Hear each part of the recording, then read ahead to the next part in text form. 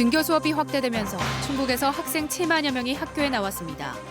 일부는 체험학습과 자가진단 후 등교 중지로 학교를 나오지 않았습니다. 초등학교 1학년들도 학교 생활을 시작했습니다. 선생님도 만나고 친구도 생겨 환하게 웃었지만 부모들의 걱정은 큽니다.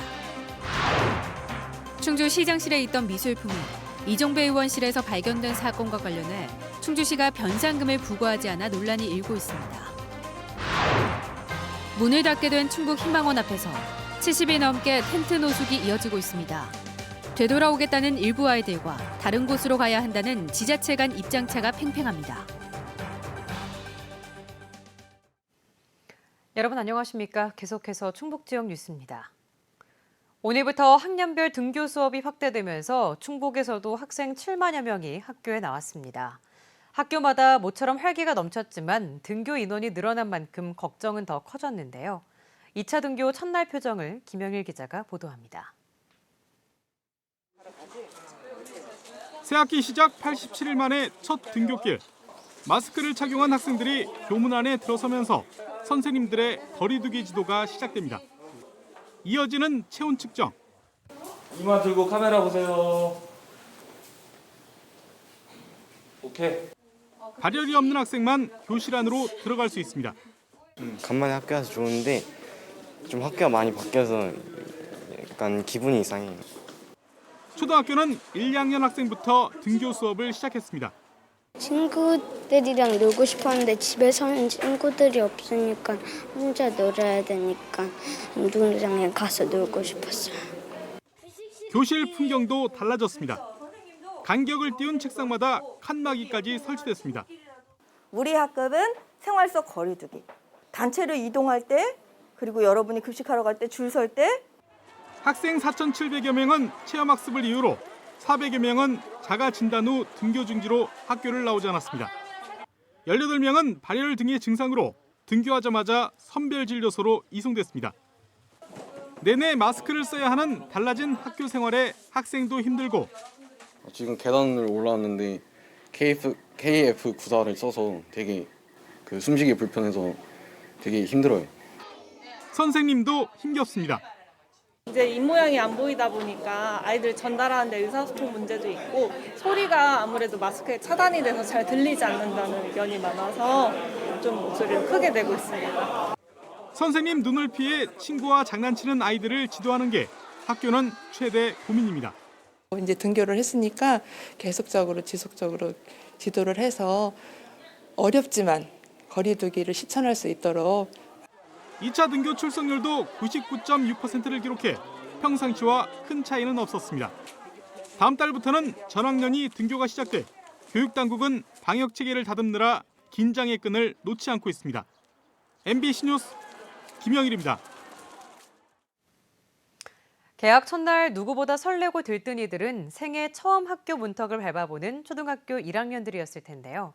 낯선 환경에 적응하느라 만만치 않은 하루를 보냈는데 코로나19 사태 이후 학교 생활도 이전과는 많이 달라졌습니다. 이지욱 기자입니다. 등교 시간이 가까워오자 엄마 아빠 손을 잡은 아이들이 한꺼번에 학교 정문 앞으로 몰립니다. 교문부터는 아이들의 홀로서기가 시작됩니다. 벌써부터 엄마의 품이 그리운 아이는 아쉬운 마음에 투정도 부려봅니다. 아이를 처음 학교에 보내고 배웅하는 엄마는 긴장과 기대가 교차합니다. 그냥 정신이 없고요. 그냥 아이가 많이 좋아하니까 기다렸으니까 좀 많이 응원해주는 마음으로 보냈어요. 또 다른 초등학교, 교문 밖에서 아이들에게 명찰을 나눠줍니다. 명찰을 단 아이들은 운동장에 반별로 줄을 맞춰 가방을 놓고 신발을 갈아 신습니다. 반별로 10명이 모이면 거리를 두고 교실 안으로 들어갑니다. 자기가 몇 반인지 그리고 친구들은 누군지 확인한 다음 선생님들이 열 체크하시고 교실로 이동하는 걸로 계획을 세웠습니다. 코로나19 예방 차원에서 혼란과 뒤섞임을 막기 위해서인데 모든 게 처음인 아이들은 어리둥절하면서도 차분하게 지시에 따릅니다. 친구가 반가워서 인사했어요. 운동장에서도 놀고 학교에서도 즐겁게 지내고 싶어요. 수업이 시작되자 아이들의 눈빛이 금세 빛납니다. 띄엄띄엄 자리 배치에 짝꿍은 이제 없습니다. 담임 선생님의 화두는 첫째도 코로나 걱정, 둘째도 코로나 조심입니다. 아이들이 어리다 보니까 안전수칙 지켜야 하고 마스크 쓰고 하루 종일 생활하고 그런 것들이 제일 문제가 되는 점이죠. 공기 순환을 위해 교실 문과 창문이 모두 열려 있고 문 앞에는 손 소독제가 놓여져 있습니다. 이제 곧 점심시간, 아이들이 손을 씻고 발열 체크를 합니다. 급식소로 내려가 길게 줄을 서고 지그재그로 뛰어앉아 간편식을 먹습니다. 학교 첫 식사지만 제법 입맛에 잘 맞습니다. 밥이랑 핫도그랑 사과랑 김치 맛있었어요. 한꺼번에 수백 명이 몰리는 급식소 전염 걱정에 밥을 먹기 전에 아이를 조퇴시키는 가정도 있었습니다. 어린아이들이니까 자기가 아무리 조심한다고 해도 나도 모르게 이렇게 찔 수도 있고 그런 것 때문에. 하교 시간이 가까워지자 학교 정문 앞에는 아이를 기다리는 부모들이 구름 인파를 이뤘습니다. 밝은 아이의 모습에 안도도 잠시, 과대 과밀학교를 중심으로 한 홀짝 격일제 등교, 요일별 등교 등 천차만별식 등교 방식에 걱정도 많습니다. 내는 조마조마했죠. 처음엔 저는 계약 등교 반대했었거든요. 보내긴 해야 되겠다. 적응 문제도 있고 해서. 등교 수업이 확대되면서 학교는 밀접 접촉을 줄일 수 있는 방안을 찾느라 고심하고 있습니다. 또 아이들 간의 밀집도 유지라든가 실내 생활이라든가 이런 거는 최선을 다해서 하고자 합니다. 생애 첫 학교에 간 아이들, 선생님도 만나고 친구도 생겨 환하게 웃었지만 감염병 때문에 조심조심 학교 생활이 기다리고 있습니다. MBC 뉴스 이재욱입니다. 한국교통대학교가 분리세척이 가능한 가림막을 개발해 등교 수업이 시작된 학교에 보급했습니다. 교통대 링크플러스 사업단 기업지원센터는 재활용이 가능한 소재로 조립형 비말 가림막을 만들어 충주 달천초와 구건고에 200개를 무료로 지원했습니다. 이번에 개발한 가림막은 투명판과 필름을 씻거나 갈아 낄 수 있고 학생들이 직접 조립해 쓰도록 만들어졌습니다. 충주 시장실에 있던 미술품이 실종된 지 5년여 만에 이종배 의원실에서 발견된 사건과 관련해 검찰 수사가 진행되고 있습니다. 절도 혐의를 적용할 수 있을지는 아직 지켜봐야 하지만 오랜 기간 무단 점유에 대해 충주시가 변상금을 부과하지 않아 논란이 일고 있습니다. 정재영 기자가 취재했습니다.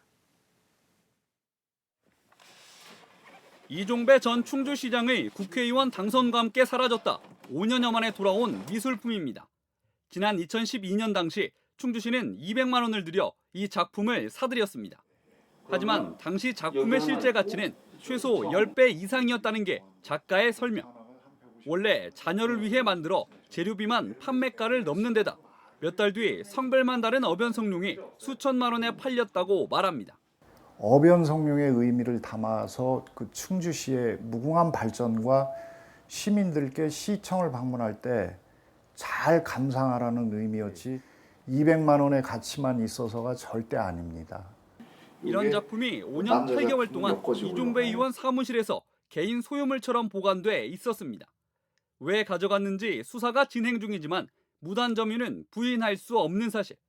공유물 무단 점유는 형사처벌과 별개로 충주시가 무상 이용에 대한 변상금을 부과해야 합니다.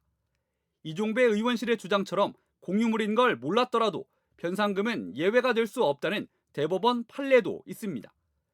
1년에 물품 가격의 6%를 책정하는데 여기에 20%의 가산금을 붙여 판매가를 기준으로 하면 약 82만 원 정도 됩니다. 그런데 실종 사실조차 몰랐던 충주시는 작품이 반환된 지 2달이 다 돼가는 지금까지도 무단 점유에 대한 변상금을 부과하지 않고 있습니다. 수사 결과를 기다렸다가 부과하려 했다는 게 충주시의 설명.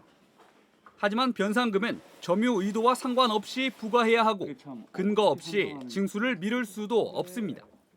충주시는 취재가 시작되자 부과하겠다고 밝혔습니다. 어떤 무단점유 경위라든가 그런 부분들도 우리 입장에 행정적으로는 좀 파악해야 되지 않나 그런 생각이에요. 결과적으로는 뭐 현재 좀 지연된 부분이 있고 이제 저희가 더 이상 이제 지체되지 않도록 제가 조속한 시일하면 부가 처분도 별도로 검토를 할 거예요. 이번 사건은 경찰이 절도 혐의로 수사를 벌여오다 최근 검찰의 요청으로 결론을 내지 못한 채 송치했습니다. 이종배 의원의 지시가 있었는지가 사건의 핵심인데 사실상 절도 혐의를 적용하기는 어려운 상황. 사건을 맡고 있는 검찰은 공유재산법 위반 혐의 적용이 가능한지 검토 중인 것으로 알려졌습니다. MBC 뉴스 정재영입니다. 21대 총선에서 근소한 차이로 떨어진 충북 지역 후보자 3명의 투표함 보전 신청이 법원에서 받아들여졌습니다. 충북선거관리위원회에 따르면 청주지법은 통합당 윤갑근, 최현호, 경대수 등 21대 총선 낙선인 3명이 선관위를 상대로 낸 투표함 증거 보전 신청에 대해 인용 결정을 내렸습니다. 증거 보전 신청은 선거 무효 소송 등을 위한 증거 확보 차원에서 투표함을 보전해달라는 요청으로 법원은 선관위로부터 봉인된 투표함을 넘겨받아 보관합니다. 4.15 총선을 앞두고 이호삼 의원을 고발한 같은 당 전현직 지방의원을 더불어민주당이 징계한 것에 대해 해당 의원들이 반발하고 있습니다. 제천시 의회 주영숙 의원은 기자회견을 열고 이호삼 후보를 고발했다는 이유로 자신의 남편인 박한규 전 도의원을 제명하고 본인에게 2년 당원권 정지를 준 것은 낙선 책임을 돌리려는 행위라고 비판했습니다. 또 지역위원장을 맡고 있는 이호삼 후보의 사퇴를 촉구하며 중앙당 윤리위원회에 재심을 청구하겠다고 밝혔습니다. 아동학대와 성폭력 등으로 문을 닫게 된 충북 희망원 앞에서 일부 아이들이 70일 넘게 텐트에서 노숙을 하고 있습니다. 어른들의 잘못으로 아이들이 고통받고 있는 건데요. 되돌아오겠다는 아이들과 다른 곳으로 가야 한다는 지자체 간 입장 차이만 그대로입니다. 이채영 기자가 취재했습니다. 시설 폐쇄에 이어 법인 취소로 문을 닫게 된 충북 희망원. 다른 시설로 옮겨간 32명의 아이들 가운데 11명의 아이들이 다시 모여 72일째 텐트에서 노숙을 이어가고 있습니다. 어른들로부터 충분한 설명을 듣지 못했다며 희망원에 머물길 희망하고 있습니다. 맨 처음에는 이제 저희한테 설명 아무것도 안 하고 저희 의견도 물어보지도 않고 그냥 한 대 정지를 했어요. 왜 어른들이 잘못한 거예요? 저희가 피해를 보냐 이 말이죠. 19년 살면 거의 제 집이잖아요. 근데 갑자기 한순간에 집이 없으니까 그냥 딴 데도 가기 싫고 그냥 저희 집을 찾고 싶어요. 충북 희망원은 최근 5년간 아동학대와 성폭력 등 15건이 발생했지만 개선이나 재발 방지책이 전무했다는 이유로 문을 닫게 됐습니다. 업무상 배임, 보조금과 후원금 유용과 같은 회계부정 관련 위반이 꾸준히 지적되어 온 점도 반영됐습니다. 운영 능력이 현저히 떨어지는 이런 시설로 이렇게 판단이 되고 법인에서도 적절한 조치가 이루어지지 않는 등 이런 무능력함을 보였습니다. 청주시는 사업 정지 시점이 임박했을 때까지도 시설장이 아이들에 대한 보호 조치를 하지 않아 나설 수밖에 없었고 그 과정에서 조치 이유도 설명했다고 밝혔습니다. 또 폐쇄 결정은 적법한 처분이었다며 안전한 시설로의 이전을 설득하고 있습니다. 여자도 그렇고 남자도 하나씩 정원 7명씩이니까 들어갈 수 있는 시설은 지금 있는 상태예요. 현재 시설이 아니라고 하면 어떤 다른 시설로 가고자 하는 건지 계속 소통을 하고. 희망원으로 되돌아오겠다는 아이들과 법적으로 되돌릴 수 없다는 청주시의 입장이 좁히지 않고 있는 가운데 대책위는 해결 방법을 찾고 있습니다. 아이들을 설득하고 치료하고 상담을 통해서 이곳, 그러니까 보호 분리 조치된 곳에서 안정화되게끔 하는 이런 과정밖에. 최근 희망원의 폐쇄가 청주 농수산물시장 이전과 관련돼 있다고 주장하는 글이 국민청원에 올라오면서 청주시가 게시자를 허위사실 유포로 고발까지 한 상태. 5건의 재판이 진행 중인 데다 보조금 환수와 법인 청산 절차도 남아 있습니다. 서울과 청주를 오가며 시위까지 하고 있는 아이들. 힘겨운 텐트 노숙이 언제나 끝날지 어느 해보다 덥다는 올 여름 폭염이 서서히 다가오고 있습니다. MBC 뉴스 이채연입니다. 충북 지역 소비자 심리지수가 한 달 만에 상승했지만 여전히 비관적이었습니다. 한국은행 충북본부가 청주와 충주, 제천에 거주하는 400가구를 대상으로 조사한 결과 이번 달 소비자 심리지수는 83.5로 한 달 전보다 11.1포인트 상승했지만 기준지수 100을 밑돌아 비관적이었습니다. 현재와 비교해 6개월 뒤의 상황을 보여주는 생활형편 전망지수 역시 87로 좋아질 것이라는 응답보다 나빠질 것이라는 응답이 더 많았습니다. 도시재생 사업이 추진 중인 충주 수안보에 폐기물 수백 톤을 불법 투기한 50대가 적발됐습니다. 충주시는 지난 19일 수안보 온천리에 폐합성 수지와 유리섬유 등 약 250톤 규모의 폐기물을 쌓아둔 50대와 운반자 등을 적발해 경찰에 수사 의뢰했습니다. 충북지역 뉴스였습니다. 고맙습니다.